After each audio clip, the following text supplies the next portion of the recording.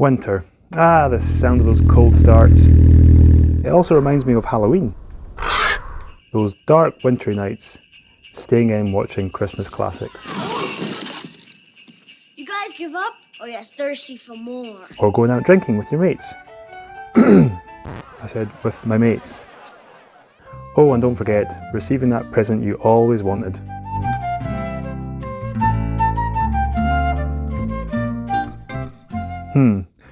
But then there's scraping away ice in Arctic conditions, having grit slung over your car by gritting lorries, or finishing work at night and finding your car battery is f***ed. So in today's video, we're going to get the Leon ready for winter and explain the whole process so you can do the same for your car.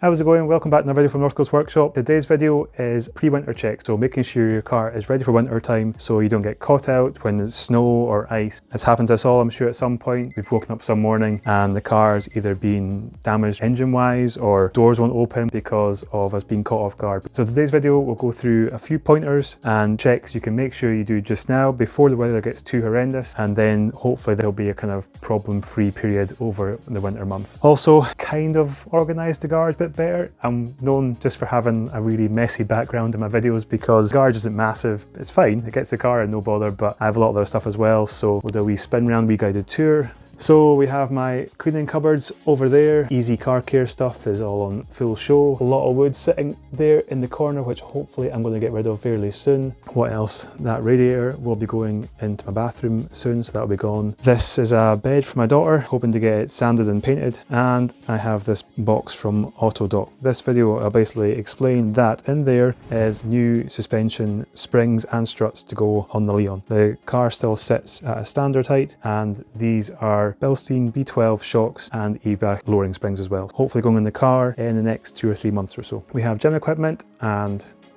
yeah, it just sits there collecting dust just now. Maybe I will plan on getting ripped for the new year. We'll see. Just recently today, before starting this video, I've inserted this cupboard here, a wee makeshift worktop, kind of backsplash, and a few cheap and nasty shelves just put up, but it just means that I can put my essentials like sprays and oils on the shelf, and then that will lead me to now having to organise all this space because this is a kind of cluttered mess that I want to get sorted out. Wall full of, yeah. Looking at through the camera, it looks horrendous. Yeah, a wall full of tools. I know where things are. It does look a mess. I've seen so many videos on YouTube of these really smart, nicely made garage setups, and looking at that now through the camera, it looks crap. But it's the best I can do with the space I've got just now, so please forgive it. These are all fairly organised, but this top space in here is just a mess of crap. I need to sort that out. This is my PlayStation 4 gaming setup. Yep, it's just a bathroom racking system with a monitor, and just now the PlayStation isn't there, it's actually in the house, but that is my gaming setup in the garage. I plan to do a video making a game station, so a place that's going to hold the monitor and the PlayStation, and it'll be wall mounted with LED lights and fancy signs and stuff, so keep an eye out for that video at some point. Optics, which are, well, I was going to say empty, but there's something in that. I don't know what that is. I don't want to taste it anyway. So optics, they'll be getting scrapped off the wall soon, along with the TV, and this kind of L-shaped space here, I'm hoping to make a bar that will have the optics, the TV incorporated, and it will fold off the wall, so it will be able to get compressed against the wall when not in use, and then get taken away from the wall, and the bar will kind of fold down when it is being used. But yeah, that will be maybe a while off before I start making that, hopefully in time for summer. And at the back of the garage, yeah, power washer, hose, and stones. That's it. Garage tour is now over. Cluttered mess in places. Do apologise, although it's me that works in it, not you, so it's just my own mess. But now let's get started on the Leon and go through these pre-winter checks. So first up regards the engine. So for winter time, if you're due a service, get your service done now. You want to make sure this engine is running really good quality oil for the colder months, because with the engine being so cold for longer before it actually gets up to operating temperature, you want to make sure that the oil inside here is protecting the engine as best it can, as early as it can. So as oil stays in the engine and it's used over high mileages, then it starts to break down. It's not as thick, it's not as protective, and the last thing you want to do is start causing damage to the engine during the winter months. I'm planning on doing a service on mine very soon, changing oils, so I've got some Quantum 540. I've got this engine flush just to get the kind of old gunky oil out of the engine, and a new filter as well. So I will do a video on that at a later date. Once the video is released, I'll leave a link down below in the description. Next thing is the battery. So mine is about a year old. Last winter time I had to replace the battery because, again, colder weather, it starts to put strain on the batteries. They are used more winter time because it's darker, they need to have the lights on, the heaters on, so the battery is put under a lot of stress. First of all, what you can do is make sure the contacts are clean on both ends. Make sure there's no dirt or kind of corrosion around these contacts. Make sure they're perfectly clean and there's a good firm grip on either end. You can then take it to a garage. I don't know if you can buy these tools, but you can take it to a garage and they can do a health check on the battery. So they can check the battery to make sure that it's holding its charge and it's decent capacity and it's going to flow a good current around the car. If for any reason your battery is starting to show signs that it's failing, maybe in the morning it's slower to start, as in the starter motor is turning over a bit slower. If you're noticing when you're putting heaters on or air conditioning on inside the car that the lights start to dim at the same time, then that could mean again that the battery is struggling to power everything inside the car. So if there's any doubt that the battery isn't quite right or it's going to cause you issues, I would get it changed now, and then that means that you can be confident that you'll be starting the car perfectly through the winter months. Next up is antifreeze. So as you can see, it is just over the maximum level in my car. This was changed recently. I did a video for it on how to change the coolant in the whole car. Look inside. Wow, that's exciting for you. The red stuff is for Volkswagen Audi group cars. I think you get other colours like green or yellow, but the red ones should be for Seat Leon's, Volkswagen Golf. Anyway, if you've had to put in water for any reason, so maybe you've taken a pipe off and you've lost some water through the pipe work and you've then topped it up with maybe just plain tap water, which you shouldn't do. It should be deionized water that you use for it. But anyway, if you have used tap water or deionized water, what you're doing is gradually diluting the mixture of antifreeze in the system, and then it won't be actually protecting it down to certain temperatures in the colder months. I'll do a wee demo on screen just now to show you what I mean. Every time you lose a bit of antifreeze and then you put water back in but not antifreeze, you end up weakening the mixture. Then when it gets cold, the antifreeze mixture is so weak that it actually starts to freeze inside the pipes, and the last thing you want to do is have anything freezing inside the pipes of your engine, because that can cause some serious damage. What you can do to make sure that your antifreeze is the right strength in your system is you can buy an antifreeze tester. So these can be popped into the coolant there, take some out, and it will show on the gauge the level of antifreeze you have in your system, and then you know if you have to add more antifreeze to the system or if it's just perfect. Here's an easy one: screen wash. This one here, obviously, guys, not this one or that one. That's if you put in that one. Big trouble. Anyway, screen wash. Make sure you've got your screen wash topped up consistently. Make sure you're always checking it every time you have it at the weekends. Make sure it's always topped up. The last thing I do is run out and have that windscreen covered in a thick salty residue on the screen, and all you're doing is wiping it back and forth because you can't wash it off. So make sure this is always filled up. If you're going to fill it up, make sure you've got a really good strong consistency of screen wash, because if you have it too weak, it will freeze up in there or it will freeze up in your washer jets, which on the Leon are actually along the edge of here. But yeah, last thing I want to do is have pipes freeze up. It's bad as having no screen wash. Have a look in here.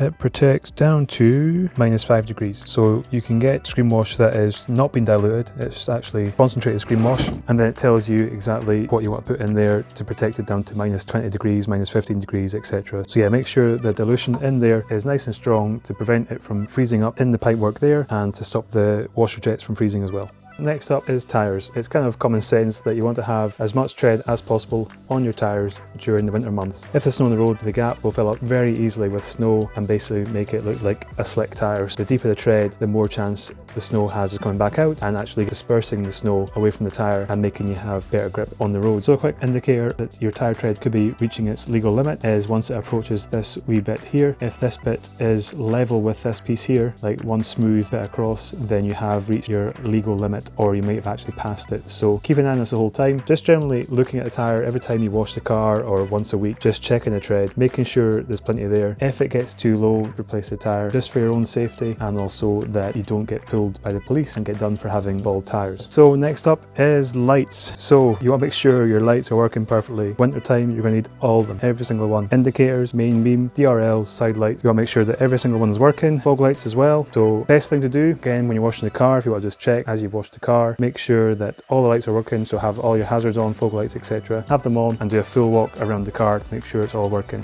Not that I've got very good access to point out, but make sure as well your number plate lights are working as well. These LEDs, that's really nice and bright, but yeah, make sure that both number plate bulbs, if you've got two, are working. Yeah, there's nothing worse than when you leave the house or leaving work at night and you find that one of your headlights has gone completely, or it's been gone but you didn't notice through the day, and then you're driving home at night without a headlight, which is extremely dangerous and very hard as well. It happened to myself years ago. Not advisable. Making sure that all the bulbs in your car are working will save you a lot of headache in the future. So actually going back to lights, for the next point is making sure your headlights, tail lights are all nice and clean. So making sure they're free of bugs and grime from the road. This means that if they're nice and sparkling clean, they will then give you a better beam of light, obviously, but also any more dirt that comes against the front of the car hopefully will just fly off the headlights itself and not stick to dirt that's already there. Also, tip is if you carry a pack of baby wipes in the car, then if you've driven to work in the morning and then you maybe come across salt on the road, because in North Scotland here we have loads of salt on the road in the winter months because the ice is so bad, and your headlights will get this nasty film of salt over them. Trying to drive home with headlights that are covered in salt definitely is not advisable. Really takes away the brightness of the headlights. So carry some baby wipes in the car, and then before you actually drive off from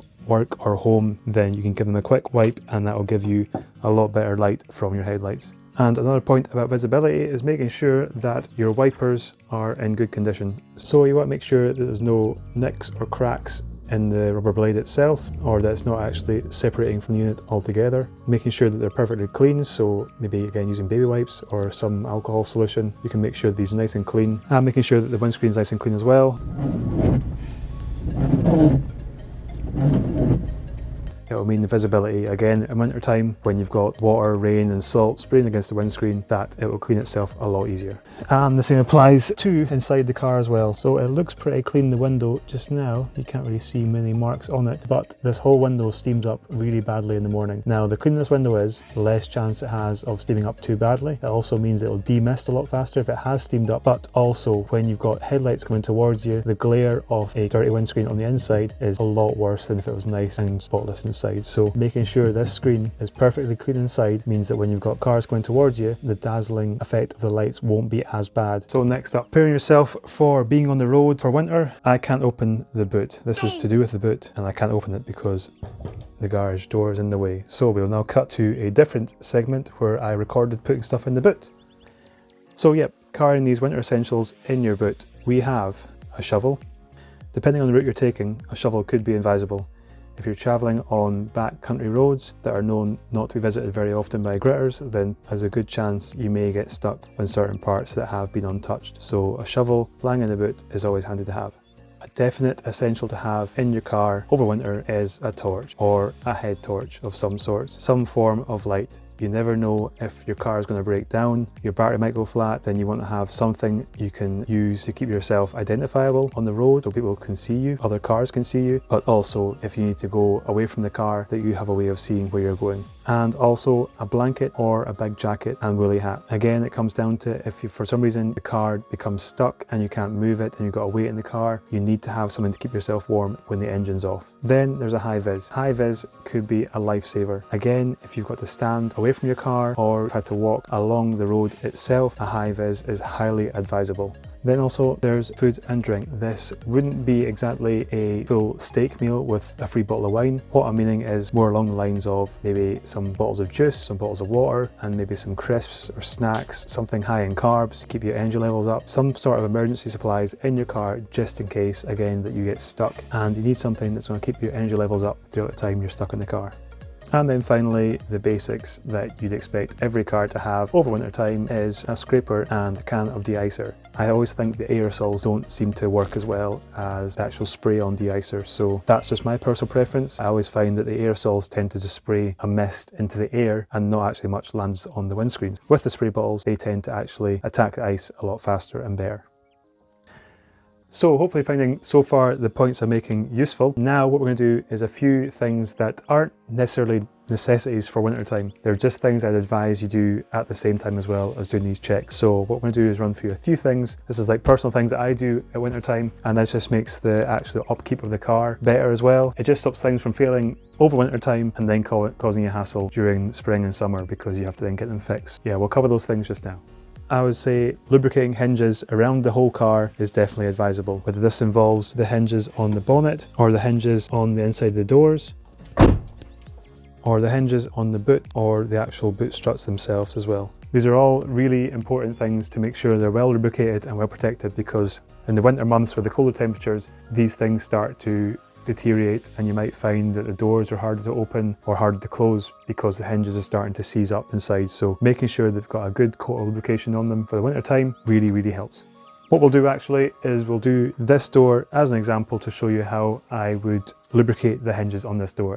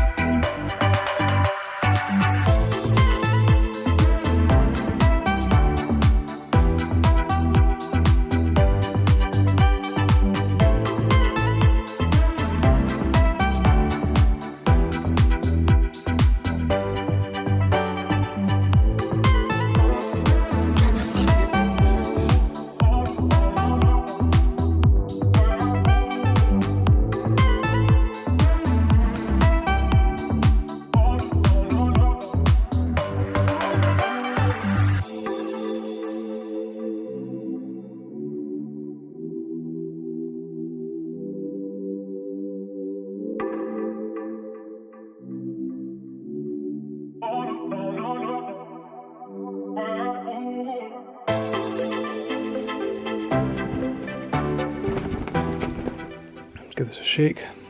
Hopefully it's not too dirty. Wife can still use it tomorrow morning for her hair. And this would apply to all the doors in the car, and the same with the hinges on the bonnet, same with the hinges on the boot, and on the struts on the boot. I would just say putting some copper grease on the strut itself, and then closing the boot means the copper grease goes inside the strut, and this just means that it's just a bit freer and it stops the boot from being hard to close or hard to open, so that helps as well. Next up, we've got door mirrors. This is the time of year that you're going to have problems with your folding door mirrors on these cars because the ice attacks them. If it's frozen around the outside, when you try and fold them or unfold them, this is when they tend to put strain in the motors and then they just pack up altogether. That one's gone to no bother.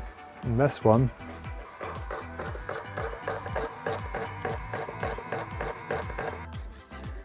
yeah, that one's not working at all. It's just making that horrible noise. My main top tip would be try not to have the wing mirrors fold up at all during the winter time, because it's just gonna, when you unfold them in the morning, it's just gonna cause problems. So try not to have them folding themselves up, just have them down the whole winter time and then they'll be in perfect condition for the summer. So lastly, I would say protecting the paintwork is really important. So I'm not saying to go out and get an expensive ceramic coating on the whole car. I just mean to get a good layer of really good quality wax on the car, shop around, maybe get a few reviews online, see what's best, and then make sure your paint is fully protected for winter time. As well as your paint needing protection, also your wheels do too. I did do about 6 months or so ago a wheel wax video. You can go and check that out. I'll leave it in the description down below, and that makes cleaning the wheels a lot easier as well. So it's not just a case of protecting them, but it's also for ease of use. When you're washing the car, you can just clean the wheels way faster because they've got a good level of protection and the dirt just kind of falls off them. So check that video out if you want to see that.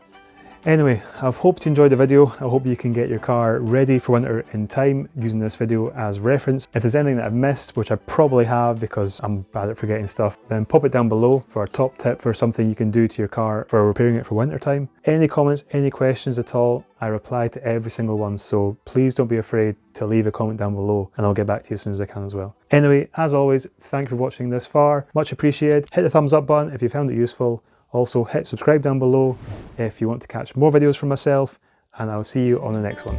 Bye bye.